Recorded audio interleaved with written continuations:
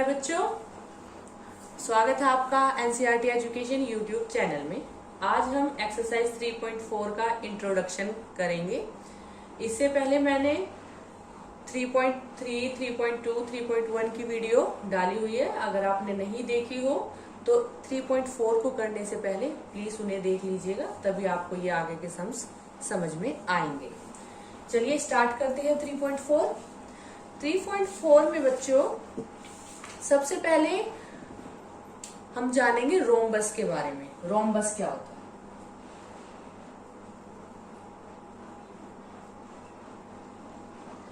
Rhombus क्या होता है बच्चों?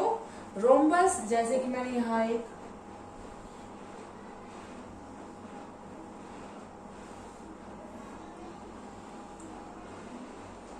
क्या है बच्चों, ये एक रेक्टेंगल है, ठीक है। This is a rectangle and quadrilateral, जिसकी साइड्स, ये साइड्स इसके एंड दिस साइड इसके इक्वल टू है। ये बच्चों पैरेललोग्राम नहीं है, तो रोम्बस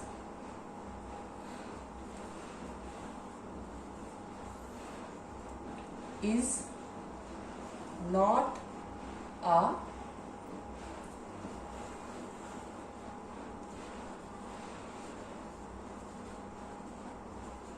पैरेललोग्राम। ओके बच्चों, ये एक इक्वल साइड्स के पेयर बनाता है रेक्टेंगल। ये एक क्वाड्रिलेटरल है। क्या है बच्चों? ये क्वाड्रिलेटरल है। तो हम रोम्बस की डेफिनेशन अगर लिखेंगे तो उसमें लिखेंगे हम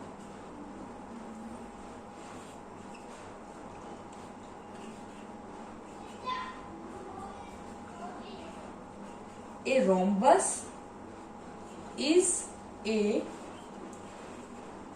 quadrilateral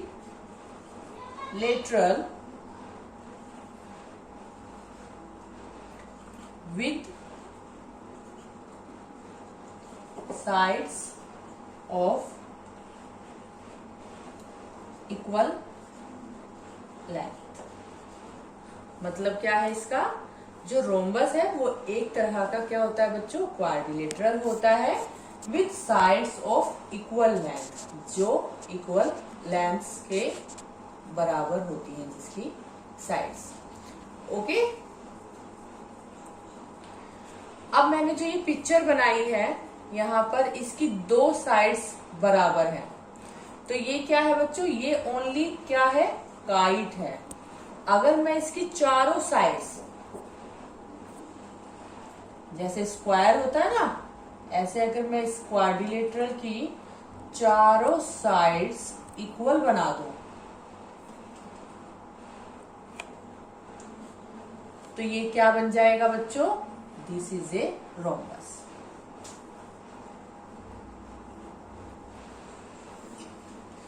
तो पता चला आपको, this is kite and this is a rhombus, जिसकी चारों साइड्स इक्वल होती हैं। ओके, अब रोम्बस के बारे में जानने के बाद हम उसकी प्रॉपर्टी के बारे में जानते हैं बच्चों। जो रोम्बस होता है क्या होता है? जिसकी साइड्स इक्वल होती हैं। ओके,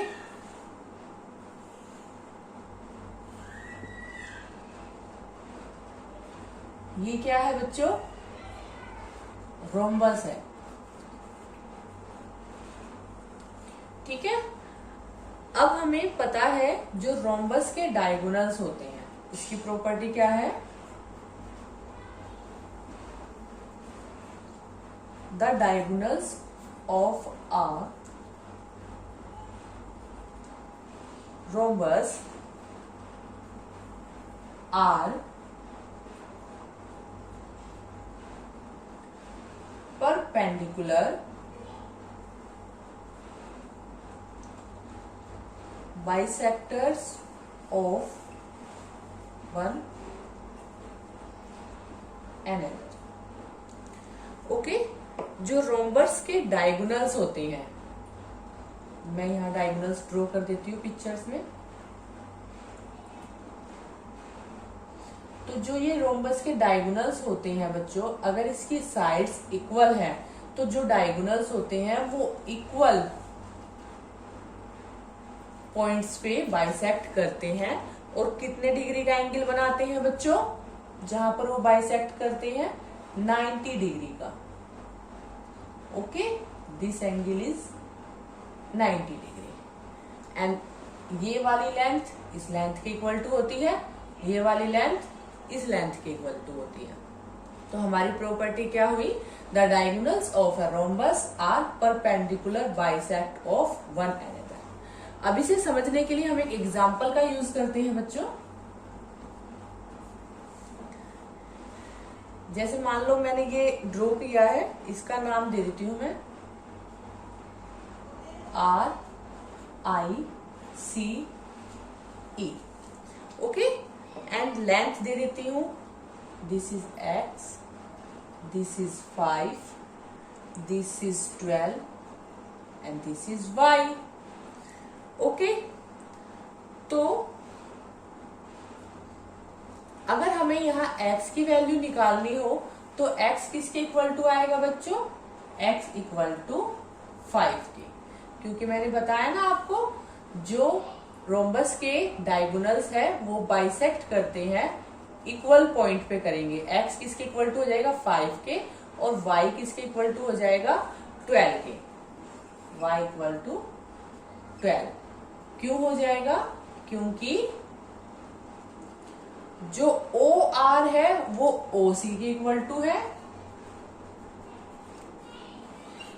और OE OI के इक्वल टू है।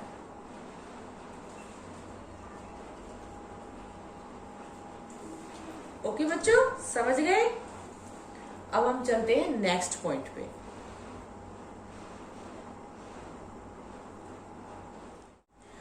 अब हम जानते हैं बच्चों रेक्टेंगल के बारे में। रेक्टेंगल क्या होता है, मैं यहाँ एक रेक्टेंगल बना देती हूँ जिसकी 4 साइड्स होती हैं, उसे रेक्टेंगल बोलते हैं। Okay, this is a rectangle. अब हम रेक्टेंगल की डेफिनेशन लिखेंगे।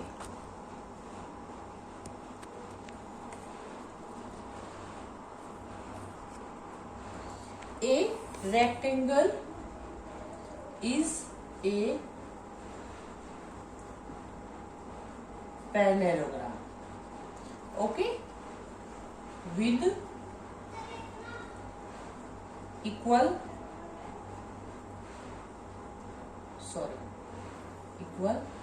एंगल। जो रेक्टेंगल होता है बच्चों वो एक पैरेललोग्राम होता है। पैरेललोग्राम हम जानते हैं ना क्या होता है, जिसकी आमने सामने अपोजिट साइड्स इक्वल होती हैं। और इसमें कहा गया है रेक्टेंगल वो पैरेललोग्राम है जिसके एंगल्स इक्वल होते हैं। अगर ये x है तो ये भी x होगा, ये भी x होगा और ये भी x होगा। ओके, इस तरह से अगर हमें इसके एंगल निकालने पड़े, जैसे मैं आपसे कहूं इसका एक एंगल, मुझे x की वैल्यू बताइए क्या होती है, तो हम जानते हैं कि रेक्टेंगल्स के एंगल का सम कितना होता है बच्चों 360 डिग्री। तो x plus x plus x plus x, कितना एंगल हो गया इसका sum, x plus x plus x plus x equal to 360 degree. Plus कर दीजिए 4x equal to 360 degree, then x equal to 360 degree divide by 4 multiply में है, इधर divide में आ जाएगा, काट दीजिए 4 1 जा 4, 4 9 जा 36, 0। तो हमारे पास x की वैल्यू क्या आई बच्चों 90 डिग्री। तो इस रेक्टेंगल के एंगल्स कितने हैं 90 डिग्री के। ओके बच्चों, अब हम इस आगे चलकर जानेंगे इसकी प्रॉपर्टीज के बारे में। ओके, अब हम जानेंगे रेक्टेंगल की प्रॉपर्टी के बारे में जो उसके डायगोनल से रिलेटेड है बच्चों। अब ये यहाँ रेक्टेंगल दिया है। रेक्टेंगल क्या होता है, रेक्टेंगल एक क्वाड्रिलेटरल होता है जिसकी हर एंगल इक्वल होते हैं। ठीक है, इक्वल एंगल्स, चारों एंगल्स क्या होते हैं रेक्टेंगल के, इक्वल होते हैं। अब मैं इसके बीच में डायगोनल्स ड्रॉ कर रही हूँ। ये डायगोनल्स 1 है एंड दिस इज डायगोनल्स 2। जैसे रोम्बस के इक्वल होते हैं ना बच्चों डायगोनल्स की लेंथ, ऐसे ही इसमें ये O पॉइंट पे बाइसेक्ट करता है और ये वाली लेंथ इसके इक्वल टू होती है एंड ये वाली लेंथ इसके इक्वल टू होती है। ओके, हम पहले प्रॉपर्टी लिख लेते हैं, उसके बाद एग्जाम्पल से सोल्व करेंगे। तो प्रॉपर्टी क्या है बच्चों? The diagonals of a rectangle are of equal length.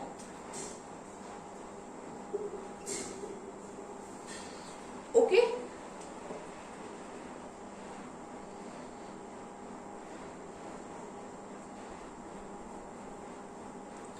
इसका मतलब ये हुआ, अगर मैं यहां पर इनको वर्टेक्स को नाम दे दूं, A B C D rectangle में जो डायगोनल्स है बी डी और ए सी, उनकी लेंथ इक्वल होती है। ठीक है, जो ए बी है वो इक्वल होगा, सॉरी ए सी इक्वल होगा बी डी के।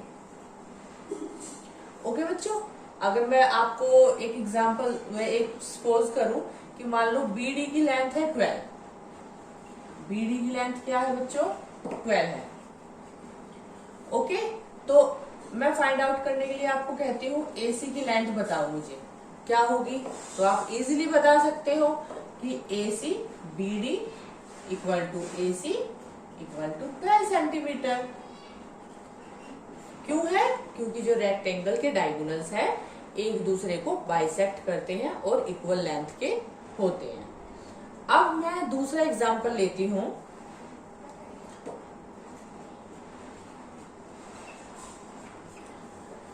एग्जांपल है, ये लेंथ है 2x प्लस 4।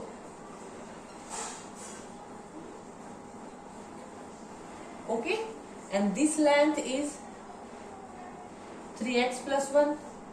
अब मैं आपसे कहूं कि find out the value of x, मुझे यहां पर x की वैल्यू बताओ क्या होगा। तो ये इक्वल लेंथ होती है बच्चों, इक्वल ओ पॉइंट पे बाइसेक्ट करते हैं, जो ये है वही लेंथ ये है, वही लेंथ ये है, वही लेंथ ये है। ओके, तो ये वाली जो हमें वैल्यू दी है ये वाली इस वैल्यू के इक्वल टू होगा, तो वहां से हमें x की वैल्यू मिल जाएगी। देखिए सोल्व करते हैं, लिख देंगे यहां पर B D equal to A C. ठीक है, therefore O D equal to O B equal to O A equal to O C. Okay, सब इक्वल हो गई, ये इसके सब चारों जो लाइंस है वो इक्वल हो गई है। अब मुझे ये इसके इक्वल टू रख दूंगी मैं यहां पर।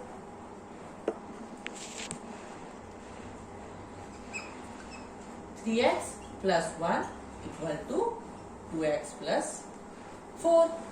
यहां से x की वैल्यू इजिली आ जाएगी, 3x minus 2x equal to 4। Plus का 1 इधर जाकर माइनस का 1 बन जाएगा। देन 3x में से 2x गया, x बच गया, और 4 माइनस 1 3 सेंटीमीटर। तो हमारे यहाँ x की वैल्यू कितनी आई बच्चों? यहाँ पर 3 सेंटीमीटर। आया समझ में बच्चों? अगर आपको क्वेश्चन से रिलेटेड या एग्जाम्पल से रिलेटेड कोई भी समस्या, आपको कहीं भी डाउट है, समझ नहीं आता है, तो प्लीज कमेंट बॉक्स में जाकर जरूर कमेंट कीजिएगा। अब हम जानेंगे बच्चों स्क्वायर के बारे में। स्क्वायर क्या होता है? आप जानते होंगे बच्चों स्क्वायर क्या होता है। जैसे अगर मैं ये फिगर ड्रॉ करूं, this is a square. Why? क्योंकि ये साइड ये साइड ये साइड ये साइड इक्वल टू होती है, इसलिए तो इसको स्क्वायर बोलते हैं। स्क्वायर का क्या होता है? स्क्वायर की सारी साइड्स इक्वल होती हैं। तो स्क्वायर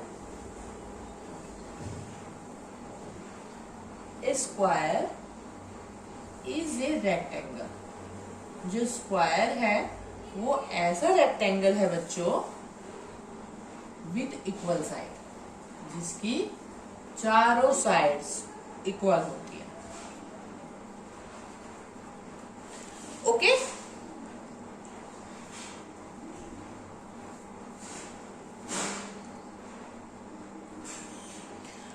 अब इसके हम प्रॉपर्टी के बारे में पढ़ेंगे। स्क्वायर की जो प्रॉपर्टी है, द डायगोनल्स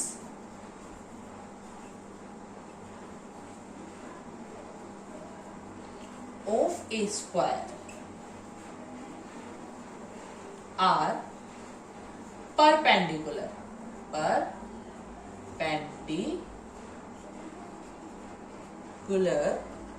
बाइसेक्टर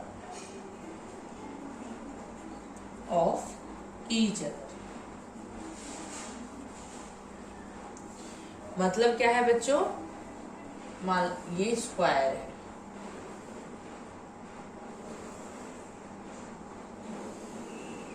ओके, मैं इसके डायगोनल ड्रॉ कर देती हूं।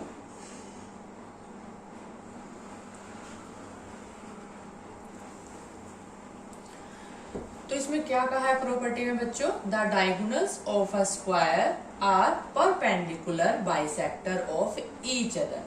जो स्क्वायर के डायगोनल है वो एक दूसरे पर क्या होते हैं बच्चों, बाइसेक्ट करते हैं और परपेंडिकुलर होते हैं। परपेंडिकुलर का मीन्स क्या है, ये वाला जो बाइसेक्ट है वो इस पर परपेंडिकुलर है, 90 डिग्री का एंगल बना रहा है इस वाले, मतलब नाम दे देती हूँ ए बी सी डी और बाइसेक्ट कर रहा है ओ पॉइंट को। ओके, तो जो हम कहेंगे ए सी परपेंडिकुलर, सॉरी यहां पर कहूंगी ए ओ, जो ए हो है परपेंडिकुलर है, किस पर परपेंडिकुलर है बच्चों, ये बी डी पर। ओके, एंड ओ सी किस पर परपेंडिकुलर है, ओ सी परपेंडिकुलर है बी डी पर। ओ डी किस पर परपेंडिकुलर है, ए सी पर। एंड ओ बी किस पर परपेंडिकुलर है, ए सी पर। ओके बच्चों, तो यहां से हमें क्या मिलता है, जो ओ है वो ओ सी के इक्वल टू है और ओ बी किसके इक्वल टू है, ओ डी के इक्वल टू है। O A equal to O C and O D equal to O B. Okay,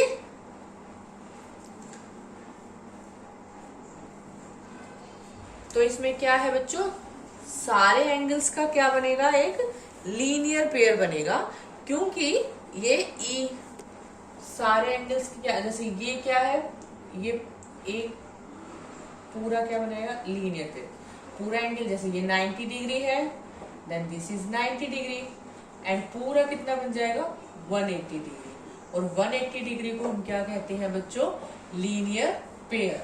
ठीक है, तो यहां लिखेंगे हम यहां पर these angles being a linear pair, each is right angle।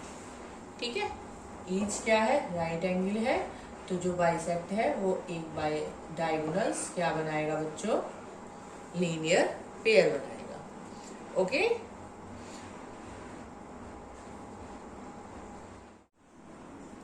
अब हम बच्चों रोम्बस और स्क्वायर के बीच डिफरेंस को जानेंगे कि उसका मेन डिफरेंस होता क्या है।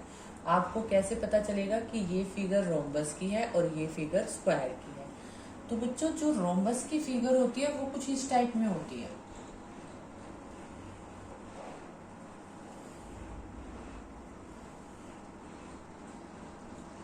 इसकी चारों साइड्स इक्वल होती है।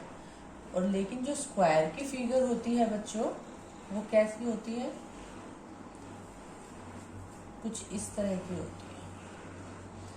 अब आप पिक्चर से ही इसमें डिफरेंस देख पाओगे क्या है कि जो ये एंगल्स हैं रोम्बस के और जो स्क्वायर्स के एंगल्स होते हैं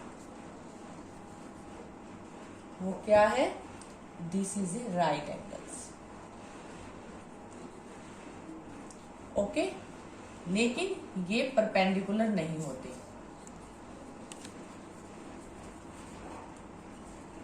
नॉट ओके, जो रोम्बस की साइड्स होती हैं वो परपेंडिकुलर नहीं होती, एक दूसरे पे बिल्कुल परपेंडिकुलर नहीं होती, ये 90 डिग्रीज का एंगल नहीं बनाएगी। लेकिन जो स्क्वायर की साइड्स होती हैं वो उसकी साइड्स एक दूसरे पर क्या होती है बच्चों, परपेंडिकुलर होती है।